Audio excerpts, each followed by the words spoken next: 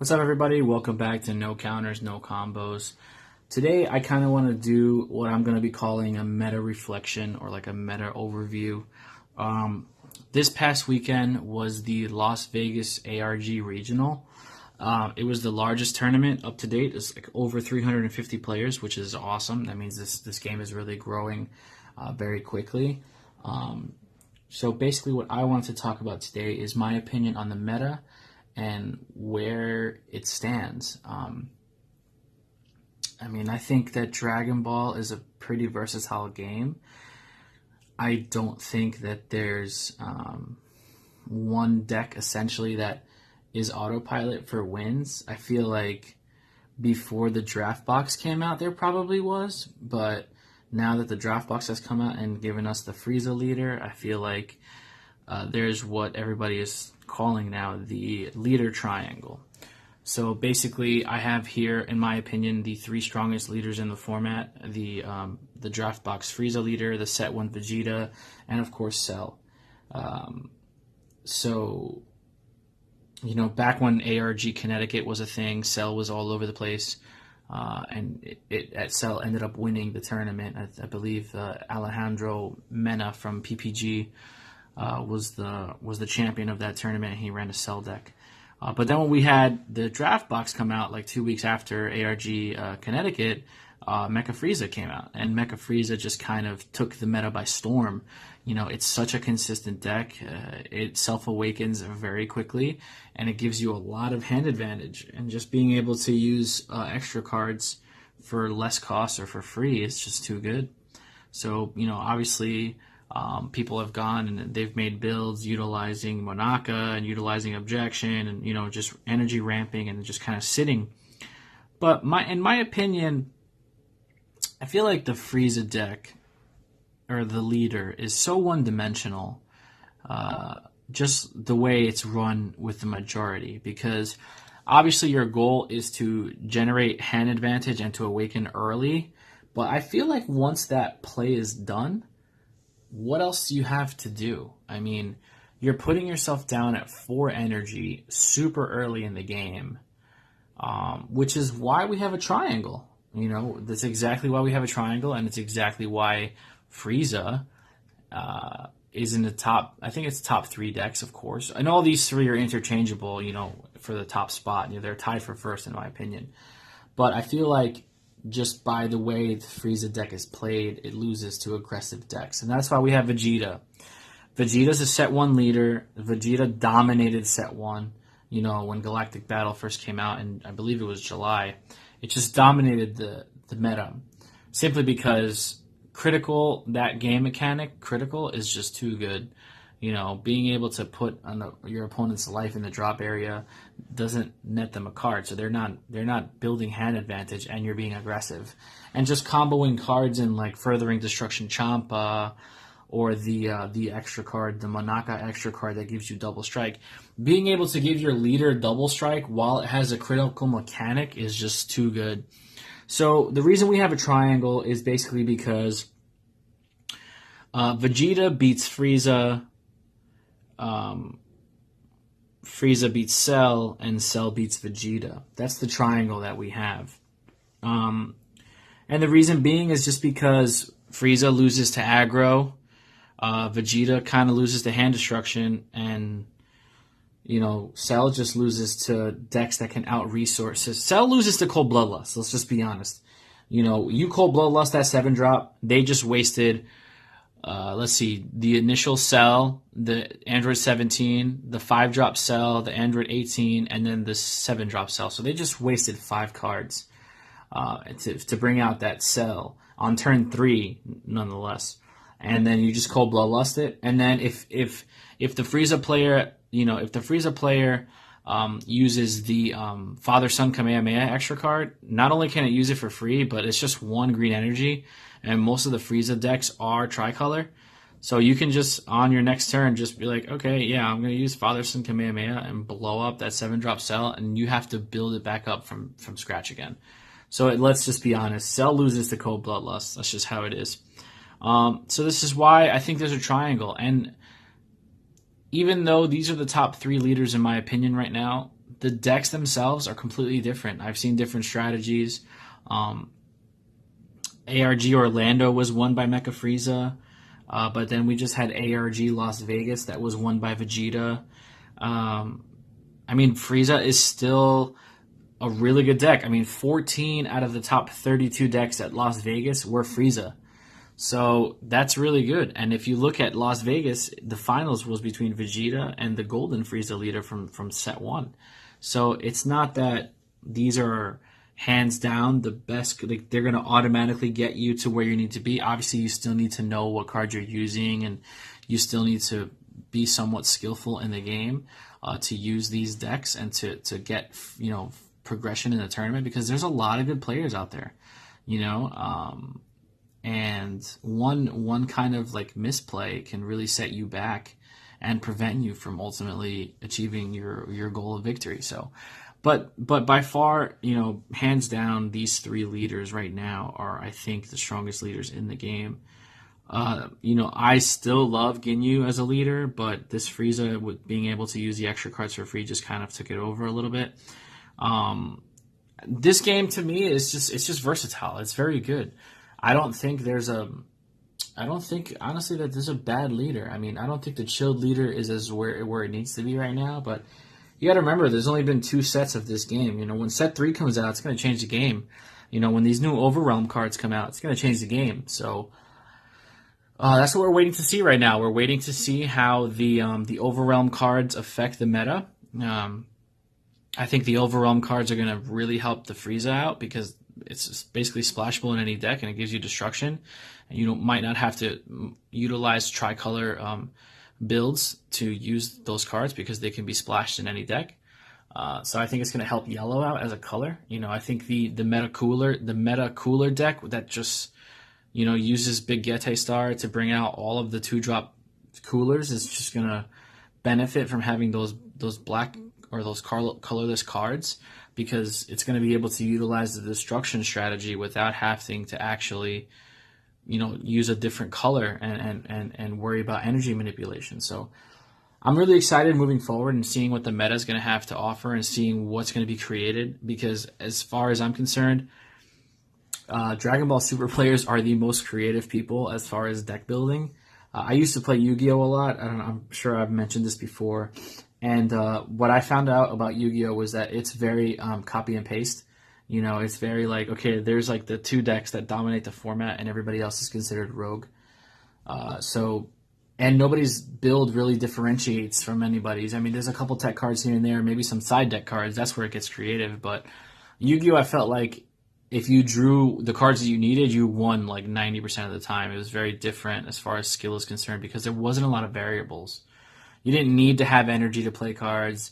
You didn't need to have, there was no like combo phase or anything like that to pump anything up. It's just like summon, attack, maybe overlay or pendulum, whatever the mechanics are now, the link summoning and all that stuff. I like this game the way it is, because you need to pay a cost to use every card. And that's good. It kind of balances the game out. I mean, there are decks that are super fast, but then again, there are decks that are a lot more conservative that play defense. And then there are decks that just completely just overpower you with threats. So I think it's a very versatile game. I think if you're curious about getting into it, you should totally just jump in with 2 feet. It's not that expensive to play, whereas other games can be super expensive on the investments. But I don't think that this game is that expensive to play. Granted, if you want to play promo cards, then yeah, you're going to be spending money. But as you can see from ARG Las Vegas, Marcel Russell, the player who took first place, was running a Vegeta deck, and he didn't have any promos. The only promos that he had was Light of Hope Trunks, and he only ran 2 copies, and that's not one of the more expensive promos. Like, there was no Gohan promo in there, so that's like a $60, $70 card. He did run Kale, but she's gone up in price, but she's still within that $20 range. So that's not, for the results that he got, that's not a bad trade-off. If you're talking, you're running 3 Kales, that's $60, and then 2 Trunkses, they were probably $30. You're talking $100 in 5 cards, but the rest of your deck is going to be less expensive. So $100, for a deck that's going to take you to a first place in a huge tournament like that, I think is well worth it. Especially if you look at it, in the money value aspect. ARG has done a really good job of putting together an entry prize pool that rivals, every game. I mean, it's second to none. Just the value that you get. Bandai and ARG have worked really well to take care of their players and offer them good prizes and want them to come back. I mean, they want to blow this game up, and I think they've had, better results than they expected, and I wish them nothing but the best. As far as the ARG circuit for Dragon Ball Super, I believe the last tournament is in February. It's in Charlotte. It's at the end of February, which I'm really, really trying hard to go to. And then after that, we're not really sure on when they're going to renew or if they're going to do more ARG circuits. But we'll know after this third set comes out because, Charlotte is right before set 3. So we'll see what happens. I mean, I think that the cards that come out now at the end of January, they're going to heavily be tested in the regionals that lead up to Charlotte, because you still have Virginia is, I think, the next regional, and then you have Indianapolis, which is the beginning of February, and then at the end of February you have Charlotte. So there's still 3 regionals left, and I think the Virginia regional will have access to the expansion cards, but if not, then definitely Indianapolis 100% for sure will have them. So we'll see how that goes. But other than that, I mean, I think that we're in a good state of the game right now. Let me show you the awakened sides of these guys. Obviously, the main effect of the Frieza is to use the extra cards for free without really having to pay its energy cost. The second side does the same thing, but because you've already gotten to 4 energy, you rarely use that effect. And everybody has the auto to draw. Vegeta is, you take a card out of your life and it gains critical. If you have 7 or more energy, he gains 10,000 power, so he becomes a 25,000 attacker. And Cell's ability is just too good. On the front side, you can put any card underneath Cell that you're not utilizing in your hand to destroy a card on your opponent's side of the field. And then his awakened side is he carries over that effect, but then he also has